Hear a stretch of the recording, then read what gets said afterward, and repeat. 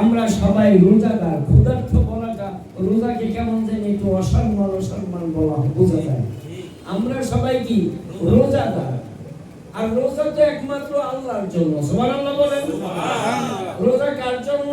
আল্লাহর জন্য। আরেকটু জোরে বলি, একমাত্র আল্লাহর জন্য। দুনিয়ার কাউকে দেখানোর জন্য না, দুনিয়ার কারো কাছে নিজেকে পরহেজগার মুত্তাকি বানানোর জন্য। তাকওয়া আল্লাহর মুহাব্বত অন্তরে আছে।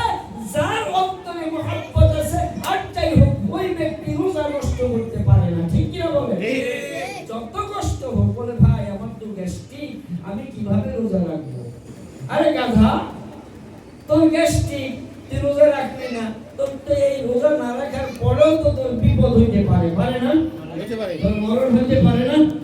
রোজা তোরে খাবারও তো তোরে বাঁচাইতে পারবো না। জীবন বাঁচানোর মালিক কে? অতএব বুঝতে হবে।